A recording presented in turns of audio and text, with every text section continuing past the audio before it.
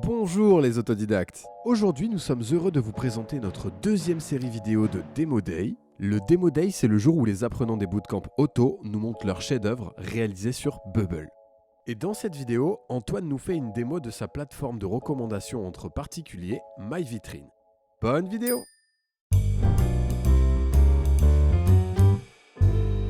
Bonjour à tous. Du coup, moi, j'ai un profil école de commerce. J'ai jamais touché au code. Et en fait, grâce au métier que j'ai fait avant, donc j'ai fait 5 ans de conseil en strat dans des fonds d'investissement enfin pour des fonds d'investissement et pas mal de grosses boîtes. Et via certaines missions dans le secteur de la cosmétique, j'ai identifié une opportunité entre guillemets, quelque chose qui me ferait marrer de monter. Et en fait, une plateforme de recommandation de produits entre particuliers. En fait, c'est une question que L'Oréal se posait et moi, je me suis dit tiens, je vais creuser de mon côté. Donc, en fait, l'idée, c'est de permettre à chacun de créer une sélection de produits qu'il va derrière partager avec sa communauté. On parle d'une sélection de 10-15 produits. L'idée, c'est vraiment si tu devais recommander tes produits préférés à ton meilleur ami ou à ta communauté, lesquels ce seraient. On a appliqué ce modèle-là à la cosmétique et donc vous voyez ici les catégories de produits adressés. Donc, c'est cosmétiques, soins, hygiène, maquillage, accessoires zéro déchet, bijoux et yoga. Une catégorie un peu de bien-être. Et en fait, pourquoi, alors juste en le contexte de pourquoi est-ce qu'on a fait ça, du coup, c'est parce que côté conso, on s'est rendu compte que dans ce secteur-là, il y avait vraiment une multiplication du nombre de marques, une vraie transition écologique, donc avec un besoin de recommandation très fort. Les gens, en fait, utilisent le bouche à oreille et font appel à leur réseau pour demander conseil, que ce soit via Insta ou via tout simplement leur réseau de proches. Et côté marque, il y a un vrai sujet de visibilité dans ce secteur-là où il y a de plus en plus de concurrents. Et il y a un sujet pour transformer sa base de conso, qui est souvent une base assez passive, en une base active, c'est-à-dire les marques, ce qu'elles nous disent, c'est comment est-ce que en fait, je peux faire en sorte que mes consos deviennent ambassadeurs, se mettent à recommander mes produits de manière un peu plus forte que juste le bouche à oreille un peu informel. On avait lancé une première version très très moche, enfin très très simple de l'idée sur Wix. Et donc ça, c'est toutes les filles que depuis 2-3 mois, j'ai embarqué dans le projet. Donc c'est des gens que je connais pas du tout, hein. C'est des gens que j'ai contactés via Instagram. Je leur ai présenté le concept. Donc aujourd'hui, j'en ai environ une centaine. Je leur ai dit, ce serait vous temps de faire votre sélection. En fait, je leur propose de faire leur mini-blog, hein, en plus. Je prends une vitrine au hasard et donc là, je suis sur Wix et j'ai cette page. Donc, il faut savoir que tout ça, c'était fait à la mano. C'est-à-dire que j'envoyais un Google Form. On est deux sur le projet. On envoie un Google Form, elle nous renvoie le Google Form et après, on crée ça sur des pages dynamiques Wix. Mais enfin, c'est une galère pas possible et c'est hyper chronophage.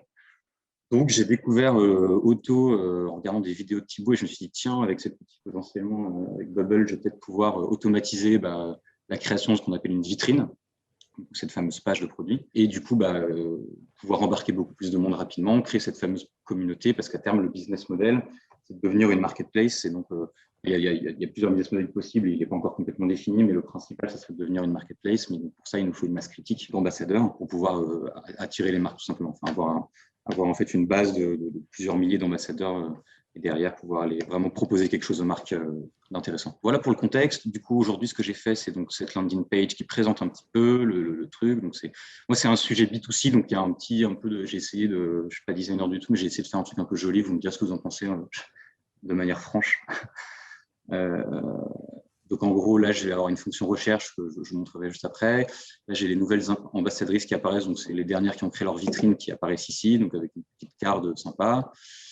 Il y a un module exploration que je n'ai pas encore fait. En gros, l'idée, ça sera d'avoir les vitrines du mois, les top marques recommandées et les produits, les top produits.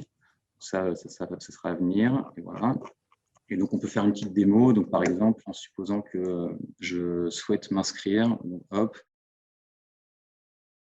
voilà, j'ai cette petite pop-up qui m'accueille. On est super content de t'accueillir dans la famille de la vitrine. Tu vas pouvoir découvrir plein de sélections de produits et devenir ambassadeur de tes marques préférées. Trop cool.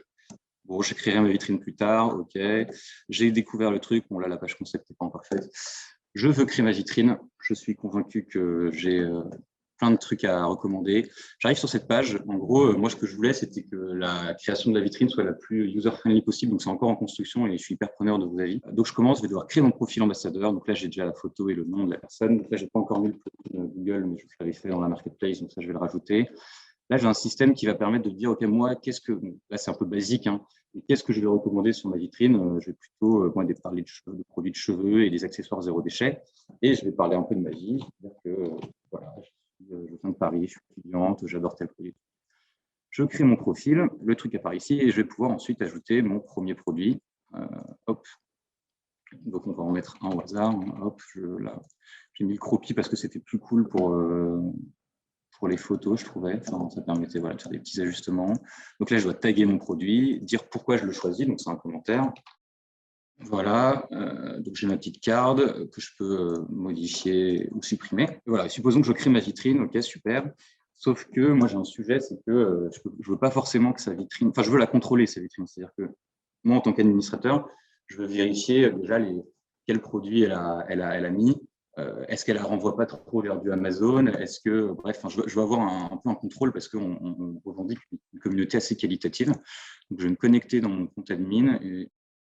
Donc là, j'arrive sur ma base admin.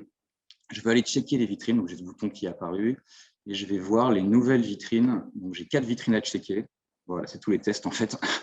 Donc, c'est les vitrines qui ont été créées, mais que je n'ai pas encore mis online. En gros, j'ai mis un champ sur les recommandations d'Antonin, merci Dieu, où je décide en gros de dire si elle est online ou offline. Là, c'est celle-là que je viens de rajouter. Je vais avoir accès à la vitrine, je vais pouvoir la checker et je vais pouvoir juste dire si je veux qu'elle soit online ou offline. Donc, si je veux qu'elle soit online, la vitrine est mise en ligne, j'ai vérifié.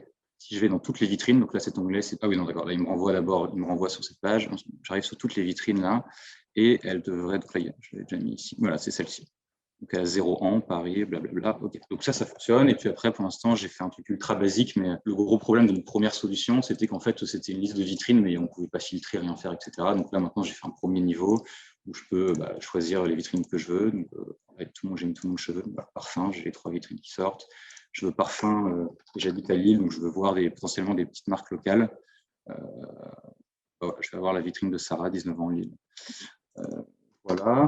Quoi d'autre? Alors, il y a plein de fonctionnalités à ajouter et notamment, le principal truc que j'aimerais faire, moi, c'est dans un premier temps, simplifier au maximum le processus de création de vitrine. Quand je veux ajouter des produits, je suis obligé aujourd'hui, moi, en tant qu'utilisateur, d'ajouter une photo. Ça, c'est c'est chiant, quoi. C'est-à-dire que je dois mettre le nom de la marque, le nom du produit, le nom de la photo.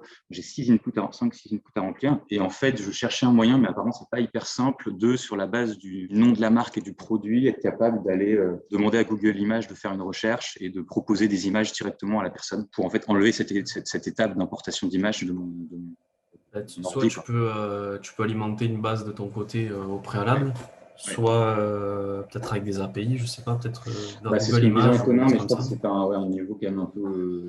C'est pas forcément le truc le plus. Je sais pas si c'est le. Ouais, je sais pas si. Mais après, les ajouts de produits, est-ce qu'ils sont fréquents? Est-ce qu'ils sont. En fait, il y a quand même ça pour les marques et les noms de produits. Je vais être relié à une base. Donc à terme, quand je mettrai par exemple Sephora, là on me proposera Sephora quand je mettrai SE. Donc ça c'est cool, ça va être plus simple. Et sur la photo, alors oui, si jamais la marque et le nom du produit sont égales à telle ou telle photo, là je pourrais l'avoir, mais avant que je construise soit une base exhaustive de produits. Si tes utilisateurs ils enrichissent la base au fur et à mesure et que tu rends en fait ces produits, ces entités publiques, peut-être que les gens qui viennent ajouter leurs produits peuvent piocher dans la base. Peter propose aussi l'API Google Images en fait. Du moment que tu as des recherches, tu peux faire des recherches et proposer plusieurs sujets. Et à partir de là, la personne, tu la laisses choisir la bonne photo. API Google Images, ça. Okay. Et après, il y a plein de fonctionnalités à mettre en place. Il y a aussi une fonctionnalité de favori, je ne vous ai pas montré, mais qui est toute bête, que celle qu'on avait mise. Où évidemment, tu peux liker des vitrines. Là, par exemple, je peux liker cette vitrine. Et je vais la voir dans mes favoris ici. Et du coup, ça a pour vocation quand même de faire des partenariats avec des marques. En fait, la première idée, c'est d'être une marketplace. Donc, c'est de dire à terme, en fait, moi, je pourrais acheter. Alors, le lien est fait là, mais je pourrais. Il y a pas mal d'idées aux US, en Chine, qui se sont lancées où c'est vraiment des community-based marketplaces où du coup l'achat se fait via une personne.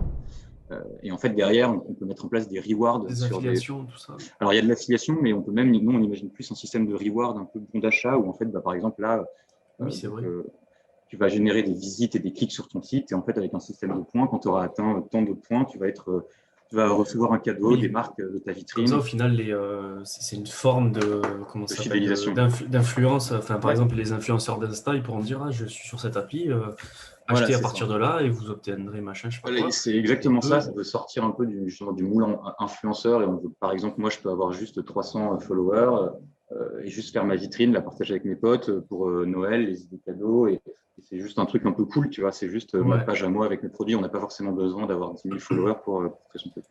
Ça sera quand même toujours sur la base des produits responsables. Alors oui, sauf qu'en fait, on n'est pas. Notre discours, c'est de dire, une vitrine, c'est comme un placard de personnes. Tu vois, et donc, en fait, dans ton placard, tu peux avoir 10 produits responsables et un produit qui n'est pas éco-responsable parce que c'est celui que tu utilises depuis 10 ans, tu l'adores. Oui, et nous, on ne va pas se porter comme juge du truc, tu vois. Par contre, on va labelliser les vitrines. C'est-à-dire qu'on va dire, une vitrine, quand elle a plus de tant de produits éco-responsables, on va lui mettre le label éco-responsable et tu auras un filtre. Je vais aller chercher que les vitrines responsables. Ouais, voilà. C'est une bonne idée, ça, avec un petit tag. Un petit tag, tout le monde, exactement.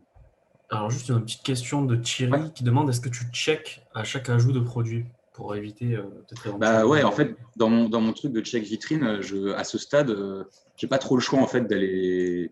Enfin, je pense d'aller checker ce que la personne a fait. Tu es obligé d'avoir une vérification humaine en fait, au final. Ouais, c'est ça. Sachant qu'on a vérifié dans pas mal de boîtes d'annonces, il y a quand même encore souvent une vérification humaine de pas mal de trucs. Même Vinted, par exemple, je sais qu'il y a une vérification. Donc, il y a des vérifications sur la forme, mais aussi sur le fond pour voir si la personne n'a pas recommandé un truc qui n'a rien à voir, qu'elle n'a pas compris le concept. Donc, c'est juste que ça serait trop dangereux de permettre à tout le monde de rendre sa vitrine publique tout de suite, parce qu'on est obligé, je pense, d'avoir ce truc de contrôle un peu online-offline. Ouais. Et du coup, on a Franck aussi qui demandait, je pense qu'on a pu y répondre quand même assez clairement, c'est quoi le business model de la boutique ? Le business à long terme, c'est marketplace. Donc, ça veut dire que tu vas acheter via My Vitrine. Et donc là, tu prends une com. Donc, c'est vraiment le business model, le marketplace le plus classique.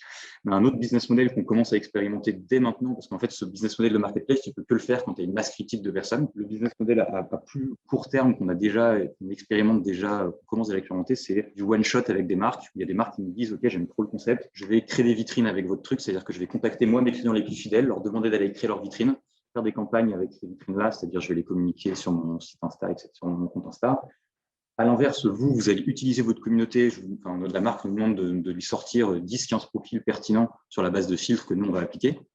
Il y a un peu presque un rôle d'agence qu'on peut créer. Il y a aussi des marques qui nous disent, moi, ce qui m'intéresse, c'est la génération d'avis. Donc, en gros, on peut faire du sampling et derrière, si la personne elle est convaincue, elle va créer sa vitrine et du coup, générer de l'avis. Il y a plein de trucs à imaginer qui sont un peu à court terme pour créer du contact avec les marques. Le business model à terme, c'est vraiment de dire, tu vas acheter sur nos vitrines. Et donc, du coup, marketplace, donc c'est-à-dire pas de stock et tu prends une com. Moi, j'avais juste une question, peut-être par rapport à toi, ta perception, parce que je sais qu'on avait pas mal discuté. Ouais. J'avais fait un pari avec toi, Antoine, d'ailleurs, pour ceux qui ne savent pas. J'avais un pari que j'avais gardé secret. C'était qu'Antoine, au dernier moment, il me dit non, mais je suis pas chaud, en fait. C'était quoi tes raisons que tu disais que tu n'étais pas chaud parce en que fait, tu n'avais pas le temps? C'était le timing, parce que je t'ai appelé et le bootcamp, il commençait dans 3 jours. Ouais. Donc, moi, en termes de timing, j'ai découvert Bubble 2 jours avant le bootcamp. Aujourd'hui, et donc l'idée c'était de dire si tu es satisfait, tu payes que si tu es satisfait. Et il a payé. Mais la question c'est, est-ce que aujourd'hui tu regrettes par rapport à l'implication, le temps que ça demande, par rapport à ce que tu peux faire? Parce que je sais que tu avais des grosses questions par rapport à ton Wix et à la suite de ton produit. Franchement, non, je suis hyper content et l'objectif de base, en fait, pour moi, c'était d'automatiser cette création de vitrine. Je me disais, c'était vraiment… et en fait, dès le premier jour, je pense, du bootcamp, j'ai compris que j'allais pouvoir le faire en fait. Merci d'avoir regardé cette vidéo. Si elle vous a plu, n'hésitez pas à lui mettre un petit pouce bleu. N'oubliez pas de vous abonner à cette chaîne pour voir nos prochaines vidéos sur le no-code. Encore merci aux apprenants pour leur démo et on se dit à la prochaine dans une nouvelle vidéo.